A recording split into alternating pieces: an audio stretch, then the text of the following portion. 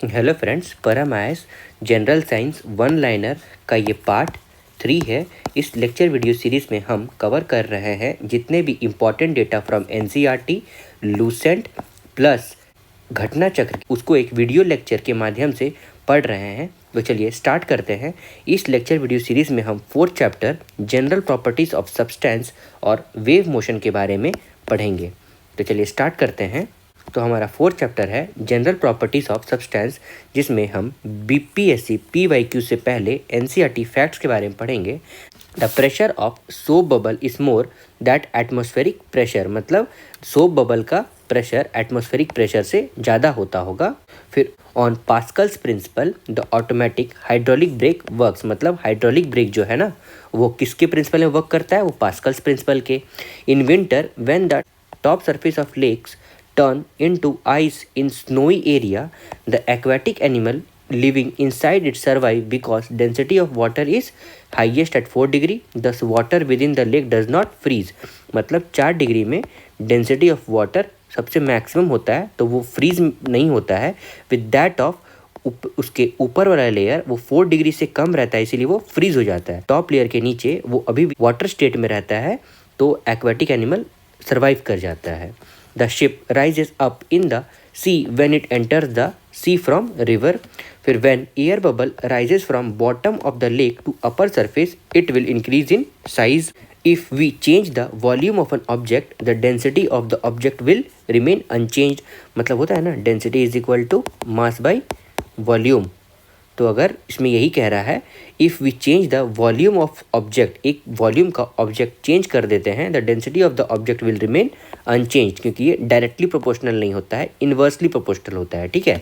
The ink start coming out of the pen while travelling by plane due to increase in air pressure, मतलब due to difference in air pressure with that of surface of the earth. और जब plane में हो आप तब इसीलिए उसका क्या रिजल्ट होगा, पेन का जो इंक होगा वो फ्लो करना स्टार्ट हो जाएगा। ठीक है। उसके बाद it is easier to swim in sea than in river as the density of sea water is greater than the river water. मतलब डेंसिटी किसका ज़्यादा होगा, सी वाटर का with that of the river water से, इसीलिए swim करना सी में आसान है विद दैट ऑफ रिवर के कारण। तो वो सॉल्ट कंडीशन के कारण भी होता है, मतलब सॉल्ट अगर डालते जाओगे तो उसका डेंसिटी बढ़ता जाएगा, तो सॉल्टी वाटर में आपको स्विम करना ज़्यादा आसान लगेगा। While floating in the sea, the body of ice is raised 1/4 of the surface of the water. That is why there is no change in water level when ice melts। फिर cohesive force, दो force होते हैं ना, एक adhesive होता है, एक cohesive force होता है। तो cohesive force between molecule causes surface tension. फिर एग्जाम्पल ऑफ सरफेस टेंशन। फिर when there is sudden drop in barometer scale it indicates stormy weather. मतलब स्टॉर्मी वेदर का क्या इंडिकेशन है, बैरोमेट्रिक स्केल जो होता है ना उसमें सडन ड्रॉप नज़र आएगा। ठीक है। उसके बाद हमारा नेक्स्ट है oil spreads on surface of water because surface tension of oil is lesser than that of water. ये डेंसिटी डिफरेंस भी होता है, density of oil is less then that of density of water, इसीलिए वो oil जो है ना float करता है वाटर में। The density of cloud is less than the density of air, it causes cloud to float in atmosphere. फिर due to viscosity of water being higher than air it is easier to move in air than water. मतलब air में move करना ज़्यादा आसान है with that of water, क्योंकि viscosity of water ज़्यादा होता है। The density of iron is greater than the relative density of water removed by it and less than the density of mercury due to which the iron nail floats in mercury। मतलब ये difference बता रहा है क्यों iron nail जो है वो water में सिंक कर जाता है पर मरकरी में फ्लोट कर जाता है, तो वो डेंसिटी डिफरेंस के कारण होता है। The reason for increasing the water from the roots of the plant to deciduous is capillarity. मतलब कैपिलैरिटी एक ऐसा एक्शन है जिसके कारण वाटर जो है ना रूट्स टू डेसिडुअस होता है। फिर quartz has the highest elasticity among the substance known so far. मतलब सबसे ज़्यादा हाईएस्ट इलास्टिसिटी किसका होता है, तो वो क्वार्ट्स का होता है।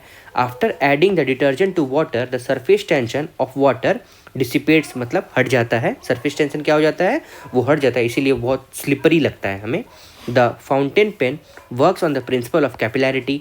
वो अभी हम लोगों ने कैपिलैरिटी पढ़ा था ना ऊपर में, The value of atmospheric pressure at sea level is 1.1013 into 10 to the power 5 pascal. ये वैल्यू ऑफ एटमॉस्फेरिक प्रेशर है at sea level.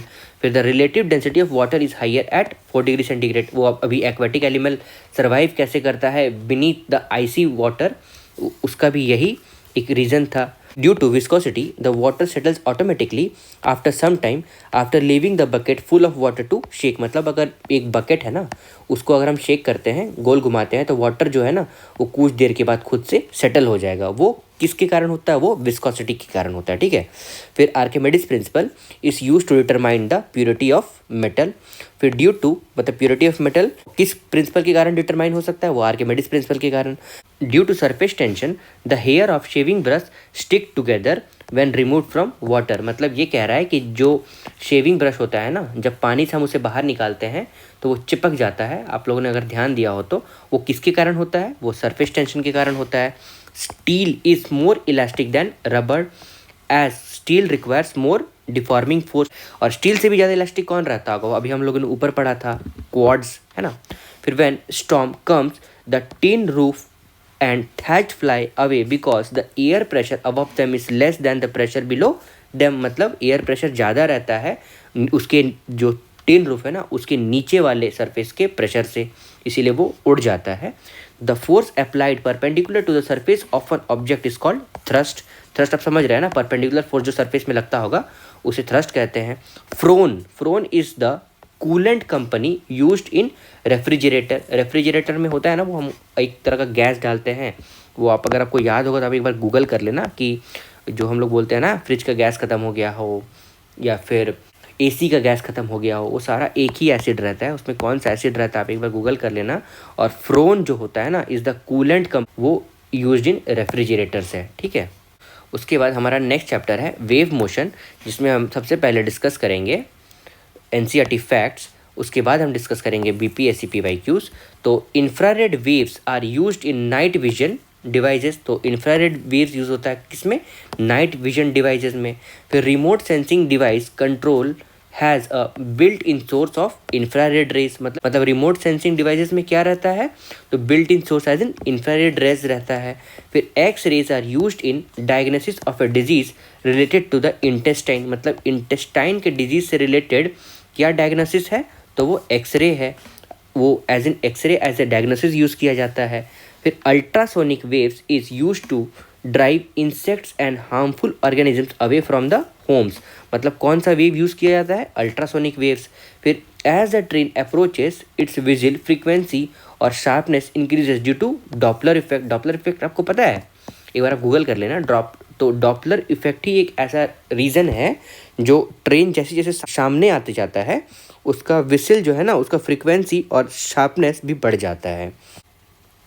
In ionosphere long radio waves get refracted. फिर रिफ्लेक्शन और रिफ्रैक्शन का आपको डिफरेंस पता है ना, ठीक है। रिफ्लेक्शन जो कम्प्लीटली रिफ्रैक्ट कर जाता हो और रिफ्रैक्शन जो होता है वो स्पीड ऑफ वेव के कारण थोड़ा सा अपने पाथ से डेविएट कर जाता हो, ठीक है, ऐसे होता है ना। उसके बाद radar uses radio waves in the air to detect the presence of enemy aeroplane या फिर एयरप्लेन, है ना। राडार यूज होता है ऑन द एटमॉस्फेयर और सोनार यूज होता है बीनीथ द अर्थ सरफेस, मतलब वाटर में, ठीक है। इसमें वेव्स के बारे में डिस्कस किया गया है, जिसमें सबसे पहले आता है रेडियो वेव्स जिसका वेवलेंथ 10⁻3, फिर माइक्रोवेव्स 10⁻², फिर इंफ्रारेड रेज 10⁻5, फिर विजिबल रेड 0.5 × 10⁻6, फिर अल्ट्रा वायलेट रेज जिसका वेवलेंथ है 10⁻8 मीटर, फिर एक्स रे जिसका वेवलेंथ है 10⁻10 मीटर और गामा रे जिसका वेवलेंथ है 10⁻12। अब देखिए, मान लीजिए फ्रीक्वेंसी का हम एज इन हर्ट्ज में लेते हैं यूनिट, तो बिल्डिंग का क्या है फ्रीक्वेंसी एज इन हर्ट्ज में? तो 10⁻4। फिर ह्यूमंस का क्या है? 10⁻8 फ्रीक्वेंसी इन हर्ट्ज। उसके बाद बटरफ्लाई और नीडल पॉइंट का कितना है? 10⁻12। फिर प्रोटोजोन्स का है 10⁻15, मॉलिक्यूल्स का 10⁻16, एटम्स का 10⁻18 और एटॉमिक न्यूक्लियाई का 10⁻20। उसके बाद नेक्स्ट है temperature of object at which this radiation is more intense, मतलब मोस्ट इंटेंस वेवलेंथ एमिटेड, सबसे ज़्यादा, मतलब 1 केल्विन -272 डिग्री सेंटीग्रेड होता है। फिर 100 केल्विन कितना होता है, -173 डिग्री सेंटीग्रेड। और 10,000 केल्विन कितना होगा, 9,727 डिग्री सेंटीग्रेड। और उसी रिस्पेक्ट में उसके बाद हमारा नेक्स्ट है Coolidge tube is use to produce X rays. फिर microwaves are use in oven. और a long narrow depression between wave is called trough.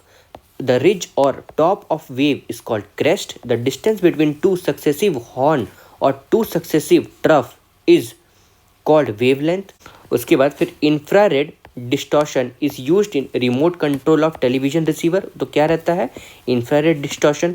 फिर sonar is instrument that is used to detect object immersed in sea. मैंने आपको कुछ देर पहले radar बताया था, ये यहाँ पे सोनार के बारे में बताया है। फिर electromagnetic waves of wavelength range, मतलब कितना range, 10⁻³ meter to 10⁻² meter is called microwave.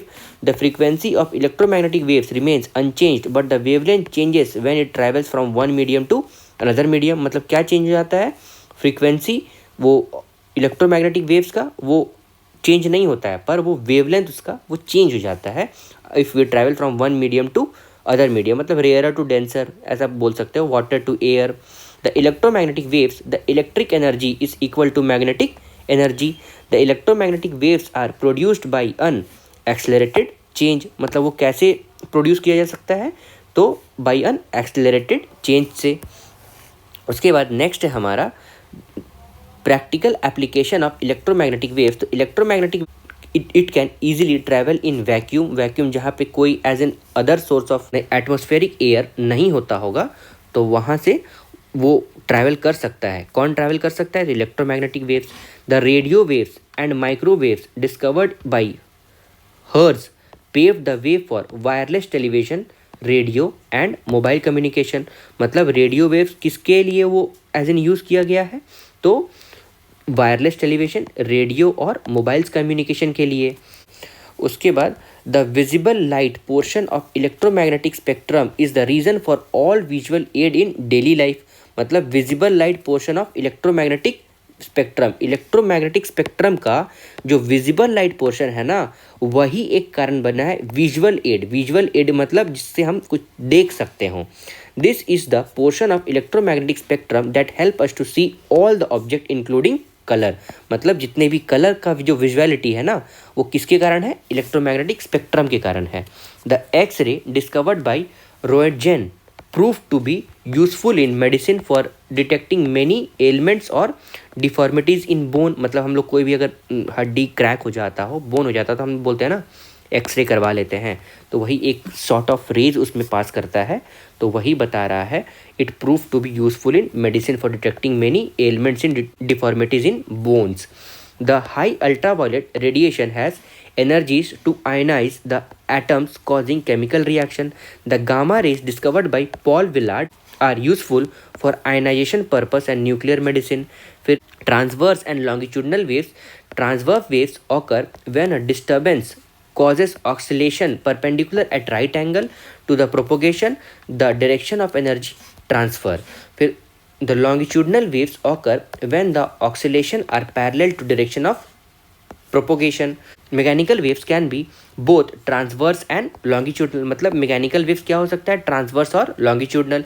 और ऊपर वाला पोर्शन क्या बोल रहा था, लॉन्गिट्यूडनल वेव्स कब ऑकर हो सकता है, when oscillation are parallel to direction of propagation. मतलब जहाँ से वो प्रोपोगेट करता होगा वो किसके पैरेलल होगा, तो डायरेक्शन ऑफ प्रोपोगेशन के।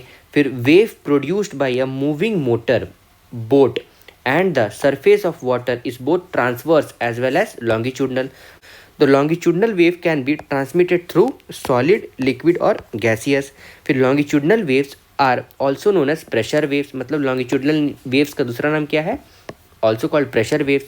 Rarefaction and compression phenomena are seen in longitudinal waves। तो मतलब rarefaction और compression किस में देखा जा सकता है, longitudinal waves में। Sound travel in rock in form of both longitudinal and transverse electric waves. The waves produced in stem of tuning fork is transverse waves. उसके बाद हमारा नेक्स्ट है, देखिए यहाँ पे दिया भी है longitudinal waves किसे कहते हैं, और transverse waves मतलब ऐसे एज इन पार हो रहा है, और अगर आप देख सकते हो तो ये क्रेस्ट इसे कहते हैं टॉप, और ये ट्रफ यहाँ पे है, ठीक है।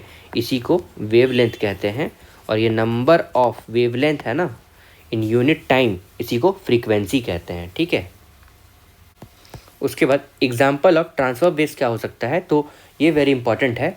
तो light waves, S waves in seismic waves, फिर wave generated by sitar, guitar और हार्प, फिर throwing stone in stagnant water waves generated at. उसके बाद एग्जाम्पल ऑफ लॉन्गिट्यूडनल वेव्स कौन सा हो सकता है, वो साउंड वेव हो सकता है। P waves in seismic waves होता है ना, पी वेव्स और एस वेव्स, अर्थ के सरफेस के अंदर कौन सा वेव्स ट्रैवल कर सकता है पी और एस में, ठीक है। उसके बाद waves generated in spiral spring, फिर अल्ट्रासाउंड वेव्स, जो अल्ट्रासाउंड कराते हैं ना, वो कैसा वेव होता है, वो लॉन्गिट्यूडनल वेव्स होता है। The number of cycles per unit time is called frequency of waves. The time for a particle on a medium to make one complete vibration is called periods of waves.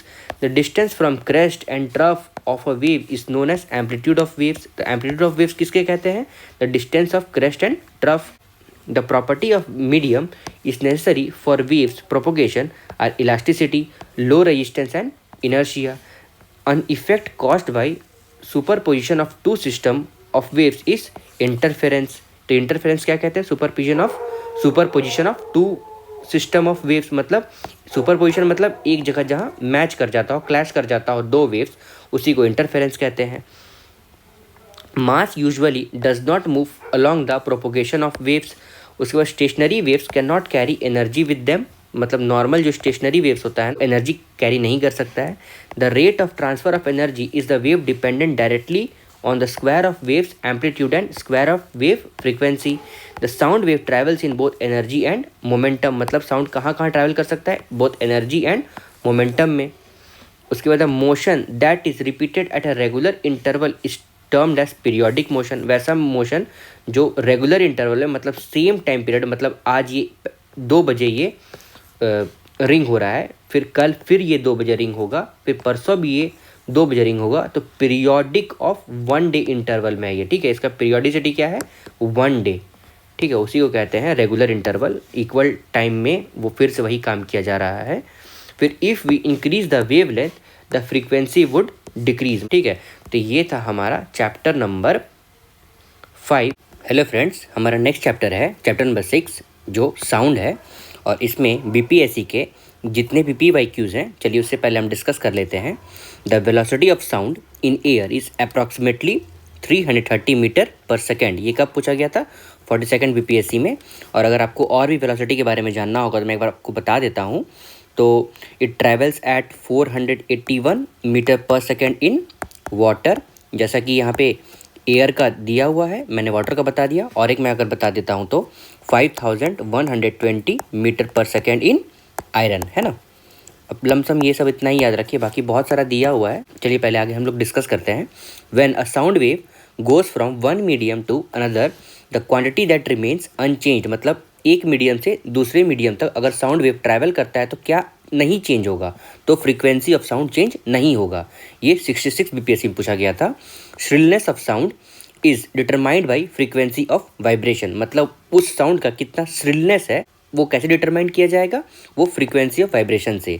Before playing the orchestra in music concert a sitarist tries to adjust the tension and plug the string suitably. By doing so, he or she is adjusting frequency of sitar string with the frequency of other musical instrument, मतलब वो दोनों को align कर रहा होगा। किस दोनों को, तो सितार स्ट्रिंग का और म्यूजिकल इंस्ट्रूमेंट जो उसके साथ और भी होगा जो उस ऑर्केस्ट्रा में यूज़ किया जाएगा, ठीक है। अब चलिए चलते हैं हम लोग NCERT फैक्ट्स में। जो पहला स्टेटमेंट है, sound is a type of mechanical waves. ऐसा आपको पता है ना, वेव्स 2 प्रकार के होते हैं, एक मैकेनिकल वेव्स, एक ट्रांसवर्स वेव्स। तो मैकेनिकल वेव्स के लिए कोई मटेरियल मीडियम चाहिए प्रोपोगेशन के लिए, और जो ट्रांसवर्स वेव्स होता है ना उसको कोई भी मटेरियल मीडियम नहीं चाहिए प्रोपोगेट होने के लिए, ठीक है। होप आपको ये थोड़ा पता होगा। The minimum distance between the source of sound and the reflected surface so that the echo can be heard clearly is 16.6 metre. मतलब मिनिमम डिस्टेंस कितना होना चाहिए, 16.6 मीटर कोई भी साउंड को इको होने के लिए, ठीक है। The velocity of sound in air is 343 metre per second, जो 20 degree Celsius at sea level, मतलब स्टैंडर्ड टेम्परेचर और प्रेशर बता दिया है। In cinema house, large synagogues, etc., the sound is heard from sometimes after the sound source is closed. The reason for this is reverberations, है ना। reverberation एक तरह का फेनोमेना होता है जो ये सिनेमा हॉल में यूज़ किया जाता है, जो साउंड जब खत्म हो जाए तो उसके बाद हमें सुनाई देता है। फिर according to World Health Organization WHO, a sound with intensity 45 decibel is best suited for human, मतलब बेस्ट सुटेड कितना डेसिबल होना चाहिए, 45 डेसिबल, है ना। फिर on the surface of the moon two people can not hear each other because moon does not have any atmosphere. फिर sonography is the biological method in which the ultrasonic sound is used, तो sonography में ultrasonic sound को use किया जाता है। Bats can fly in dark night and can also hunt. The reason for this is they produce parasitic waves and are guided by them, मतलब वो दीवार में जैसे अगर जा रहा है तो तुरंत मुड़ जाता है क्योंकि वहाँ साउंड रिफ्लेक्ट होता है, और उसी को क्या बोला जा रहा है, parasitic waves. The speed of sound decreases when it passes from solid to gaseous state of a given medium. ये मतलब बता रहा है स्पीड ऑफ साउंड डिक्रीज हो जाता है जब सॉलिड से गैसियस स्टेट में जाता होगा तो। फिर the speed of sound in different medium बता रहा है यहाँ पे एट 25 डिग्री सेंटीग्रेड, तो एल्यूमिनियम में कितना होता है 6420 मीटर पर सेकेंड, स्टील में 5960 मीटर पर सेकेंड, आयरन में 5950 मीटर पर सेकेंड। ये मैंने यहाँ पर जो आपको डेटा बताया है ना 5120 मैंने गूगल किया है और यहाँ पे ये मैगजीन में ये दिया हुआ है, ठीक है। आपको लमसम पता होना चाहिए, लगभग 6000 मीटर पर सेकेंड होता है आयरन में। उसके बाद हमारा नेक्स्ट है ग्लास फ्लिंट, उसका कितना है 3980 metre per second. Water 0 degree 1402 metre per second. Eight air है 343 मीटर पर सेकेंड। फिर ऑक्सीजन में है 316 मीटर पर सेकेंड। फिर हाइड्रोजन में 1286 मीटर पर सेकेंड, और सी वाटर में 1533 मीटर पर सेकेंड, और नॉर्मल वाटर में 1493 मीटर पर सेकेंड। ये इतना प्रिसाइज डेटा नहीं होना चाहिए आपको, लगभग सॉलिड का, लिक्विड का और एक गैशियस का, इसका स्टैंडर्ड आपको पता होना चाहिए, उससे आप अनुमान लगभग लगा लोगे। The voice of women is louder than man because pitch of their voice is more. किनका, वुमेन का। वुमेन का पिच ज़्यादा होता है इसीलिए उनका साउंड ज़्यादा आता है, लाउड होता है। फिर सोर्स ऑफ साउंड और इंटेंसिटी इन डेसिबल, डेसिबल तो यूनिट ऑफ साउंड होता है। अब देखिए सिंपल कन्वर्सेशन कितने डेसिबल तक होना चाहिए, एवरेज 30 to 40, और फास्ट टॉक जल्दी बात करने वाले 50 to 60 डेसिबल। फिर फास्ट म्यूजिक और नॉइज़ मोर देन 80 डेसिबल। फिर रसल ऑफ ट्री लीव्स, जो जब हवा चलती है ना तो लीव्स का आवाज़ जो आता है, साउंड ऑफ लीव्स, वो 10 to 20 डेसिबल। फिर सायरन पुलिस का और या फिर एम्बुलेंस का वो 110 से 120 डेसिबल। फिर जेट प्लेन का ये 140 to 150 डेसिबल, और इंडस्ट्रियल इक्विपमेंट प्लांट और फैक्ट्री में 100 to 120 डेसिबल। अब the velocity of the sound decreases as the temperature decreases, मतलब स्पीड ऑफ साउंड डिक्रीज होगा जैसे जैसे टेम्परेचर नीचे चला जाएगा। क्यों देखिए इस डायग्राम से आप समझ सकते हैं। देखिए इसमें ना पोर्स जो है ना इस पर्टिकुलर डायग्राम में बहुत कम है, तो साउंड रिफ्लेक्ट होके कम आगे बढ़ पा रहा होगा, पर इसमें सॉलिड में बहुत ज़्यादा है तो साउंड बहुत जल्द रिफ्लेक्ट करके निकल जाएगा, स्पीड से बाहर निकल जाएगा। ये एक मैंने लेमैन टर्म्स आपको समझाया है। चलिए देखते हैं आप क्या लिखा हुआ है। The sound can not pass from vacuum, क्योंकि वहाँ पे एयर प्रेजेंट नहीं होता है, तो मैंने आपको कल भी बताया था। Sound wave can travel in both solid and gas. फिर medium and velocity of sound is highest in metal, metal में सबसे ज़्यादा होता है क्योंकि वहाँ पे बहुत क्लोज कॉन्टैक्ट ऑफ मॉलिक्यूल्स होते हैं ना, इसीलिए। Sound travels through a gas, liquid और solid, no medium is equal to no sound. अब यहाँ पे गैस, लिक्विड और सॉलिड का आपको बताया गया है किस तरह का पोर्स प्रेजेंट रहता है। फिर स्टेथोस्कोप जो होता है ना डॉक्टर जो यूज़ करते हैं, works on the principle of reflection of sound, मतलब साउंड रिफ्लेक्ट होता है, उनके कानों में डायरेक्ट आवाज़ जाता है। Sound is studied in acoustics. फिर polarisation can not occur in sound waves. फिर द स्ट्रिंग ऑफ, मैं पोलराइजेशन आपको समझाऊंगा आगे वीडियो लेक्चर में, अभी फिलहाल पढ़ते हैं एक बार। The string of sound depends on frequency. Reflection of sound wave causes resonance. ये सारा टर्म्स मैं आपको समझाऊंगा, है ना। अब फिलहाल थोड़ा सा इसको दिमाग में रखिए, क्योंकि मैं अभी समझा दे रहा हूँ, फिर वो आगे वीडियो लेक्चर में भी वही स्टेटमेंट आ जा रहा है, इसलिए वो डबल हो जा रहा है, इसलिए मैं एक बार में ही सम अप कर दूंगा। The frequency of ultrasonic waves is more than audio waves, ठीक है। The frequency of ultrasonic waves जो है वो ज़्यादा होता है, किससे, तो ऑडियो वेव से। Dogs and dolphin fishes can hear altitude sound waves. Sound waves are called mechanical waves as sound require a medium to propagate to interact with particle present in it। मतलब क्या चाहिए, कोई तरह का interaction के लिए material medium चाहिए। Sound को प्रोपोगेट होने के लिए। फिर infrasonic waves is produced by earthquake before sending a shock waves which can be heard by animal like rhino and elephants. मतलब राइनोज और एलिफेंट जो होते हैं ना, उनको पहले पता चल जाएगा कि अर्थक्वेक आने वाला है, क्योंकि वो हम लोग से पहले क्या सुन सकते हैं। तो वो इंफ्रासोनिक साउंड जो अर्थक्वेक के दौरान प्रोड्यूस होता है ना, वो हम लोग से पहले सुन सकते हैं। फिर when the same tone is played on the sitar and the fluid, the sound produced from them can be distinguished on the basis of sound quality. As in आप अगर साउंड को सुनोगे तो आपको पता चल जाएगा कि वो सितार में बज रहा है या फ्लूइड में बज रहा है। फिर pitch of sound is determined by frequency. फिर loudness of sound is determined by amplitude. मतलब लाउडनेस ऑफ साउंड कैसे डिटरमाइन किया जा सकता है, वो उसका एम्पलीट्यूड से। उसके बाद the phenomena of repetition of sound of a source by reflection from a obstacle is called echo. तो और उस इको को होने के लिए मिनिमम कितना होना चाहिए, मैंने आपको ऊपर बताया था 16.6 मीटर, है ना, ये मिनिमम डिस्टेंस होना चाहिए। उसके बाद फिर यहाँ पे देखो इको के बारे में बताया गया है, ये मैन शाउट प्रोड्यूस साउंड, ठीक है, मैन जब चिल्लाता है तो वो साउंड प्रोड्यूस करता है और यही साउंड जाके वो रिफ्लेक्ट होके वापस उसके पास आ जाता है। और साउंड रिफ्लेक्टिंग ये वॉल के बारे में बता रहे हैं, यहाँ पे डिस्टेंस अगर नहीं लिखा हुआ है तो 16.6 मीटर आप ध्यान रखोगे। उसके बाद voice of a man is heavy compare to women because man have longer vocal cord than women. तो मैन का वोकल कॉर्ड ज़्यादा होता है। फिर वहीं पे अगर वुमेन का अगर आप हम लोग देख रहे थे तो यहाँ पे लिखा हुआ था the voice of women is louder than man because pitch of the voice is more, किसका, वुमेन का। और वहीं पे मैन का क्या होता है, voice of man heavier as compare to women because they have longer vocal cord. ये आपको डिफरेंस पता होना चाहिए, मैं यहीं पे कंपेयर कर दे ताकि आपको याद रहे, है ना। The speed of sound is directly proportional to frequency and wavelength. तो किससे डायरेक्टली प्रोपोर्शनल है, फ्रीक्वेंसी एंड वेवलेंथ से। अब मैक नंबर, ये वेरी इंपॉर्टेंट है। अब Mach number is defined as ratio of speed of sound in same medium under the same condition of temperature and pressure. If Mach number is greater than 1, अगर Mach number greater than 1 हो जाएगा तो body is called supersonic, ठीक है। उसके बाद and if Mach number is greater than 5 तो body is called hypersonic. Flash and thunders are produced simultaneously but thunder is heard a few seconds after the flash is seen। मतलब जब बिजली कड़कती है ना, हम लोग देखते उसको पहले हैं पर उसका साउंड कुछ सेकंड बाद आता है। तो वो क्यों होता है, तो light is greater than the speed of sound.